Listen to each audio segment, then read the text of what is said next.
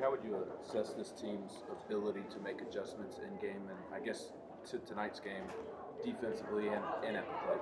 Yeah, I think it's strong. I think it comes from leadership combined with determination. And if you got to have a group powwow about it, or as coaches, you try and influence that in the middle of the game, there's a really good chance it's too late. So it's got to come from guys like, I know you were visiting with Ensley and, of course, Simo and Burke.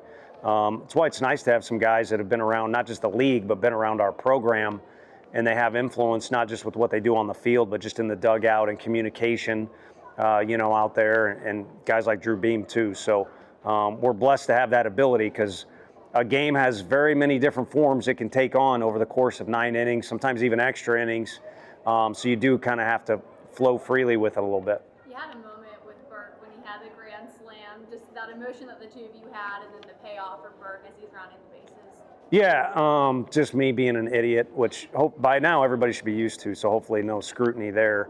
Coach E talked to him. I also talked to him. So, as a coach, you're trying to help as much as you can and almost kind of will it to happen. But, the player's got to do it. And he's done it in some big moments before, and that was a really big moment and a massive exclamation point that he did it with. How significant was that defensive play Ensley made out in the gap in the second inning, kind of limited damage? I kept saying it. I mean, in that inning, to get away with 3 was huge. It already kind of was a sucker punch, or they earned what they got. We didn't play very good baseball that inning, and we kind of had a hangover in the dugout for a couple innings. Now Gainey's going really good on the mound, but it could have been even more detrimental if the numbers are a little different on the scoreboard. Plus, you got to score more runs than the other team. So it's good you notice that, because it was a massive play, just like Simo's was going to his right. But that inning, each inning kind of, takes on its own identity as well. And, that one wasn't going well, but you need to figure out how to have a good, bad day, is what a wise man once said. And, if you're having a bad inning, you need to find a way to have a good, bad inning. And I think Drew is as set to do that, or is set up as good as anyone to do that. But he needed some help from Ensley, and Ensley did it in a big way. Yeah, I'm sure y'all would rather, and Beam would rather have some of these go a little smoother, but his ability to just sort of manage things. I mean, I know you said it a lot, but just how important is what he's able to do? Yeah, it's huge, and it's the characteristics of the really good ones. Your Redmond Walsh, it went smooth for him at times, and it's gone smooth for Drew, but what stands out more is when it doesn't, because that kind of carries a little more weight and has a little more value when the ship's real rocky, that a guy can keep it centered.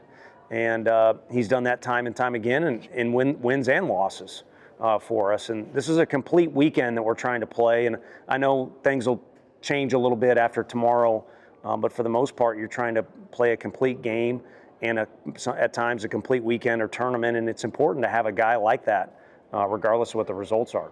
How hard is it to win 9, 10 SEC series in a season? Not as hard as it is to win when you make 4 errors and the other team doesn't make any. I can tell you that. So regardless of how you do it, you want to win each series. You want to get to 2 wins before the other team does, and you'll take it any way you can. And early in the year, it kind of seemed like there was pretty consistent themes to our games, and then about halfway through SEC play, it got real erratic, at least the way we talk as coaches up there, where the games have been different and we found different ways to win. And that's very important to have that Rolodex be as lengthy or as thick as possible, for different ways that you can win. Maybe lost in the shuffle tonight is Combs. How important were those 2 innings, there at the end? Yeah, huge, because every inning affects tomorrow too, and our most important game of the season is tomorrow. And because he was efficient, we'll talk about it, but he probably makes himself available, but also kind of holds and saves the rest of the bullpen, and kind of keeps things, where they need to be in that game. And certainly anytime you can finish off the game, it's huge as well. So he did a great job of playing catch. But honestly, we kind of pumped up Beam, and you brought up Combs. The best or favorite inning of the coaching staff just a second ago in the locker room was Banky's, because it was a swing part of the game, and for him to throw the way he did was huge. And we didn't play our best game defensively tonight, but Ensley makes that play, and Simo made a tremendous play behind Banky. And when you throw strikes and you work ahead, the defense seems to play a little bit better. What gave you all the confidence to go to Binky in such a big moment there? He was the guy. I mean, he was the guy, kind of scripted ahead of time, going into the weekend, going into today, and then in the middle of the game too. To be frank with you, we were going, no pun intended with the pitching fella, but we were going one hitter at a time, and he was throwing the ball really well. I mean, his misses were really good on top of the fact, you know, he got 3 outs the way that he did. So he's our guy in certain situations, and there's kind of a pecking order, and I just vented some frustration with a couple guys I really hope get in the game tomorrow. But there has been a little bit of a pecking order and some roles established, so we'll kind of roll with it as we see fit. What did you see from their starter that he was doing so well, and how much did Simo's homer kind of allow everybody to relax in the dugout? I think, I mean, you want a 1 on the board over a 0 to know that you can do it, but, you know, overall. But I think with this group, they know they can do it. And again, he was throwing the ball really well. I think we let the poor play in the second inning carry over a little bit. So it contributed a little bit. But we knew how good that guy was based off video. We had talked about it before the weekend rolled around, and we were kind of wondering when we were going to see him. And he was as advertised, and I'm hoping he would say he was feeling a little bit tonight. Even if he wouldn't say that, the guy's got a chance to pitch in the big leagues. But he was grooving. And tomorrow again is the most important day, but around the corner, you have to be realistic and admit that it's postseason play. If you want to have a happy meeting in the outfield at the end of a game, you're going to have to beat a guy like that. So again, different ways of gaining experience in recent weeks has been huge for our group, and that's another way. Couple more. You mentioned Ensley moved up in the order because he deserved it. How much more has he validated your decision after today's game? Yeah, it helps. I mean, we always, you know, I say to you, not in jest, I mean, good players will make you look smart.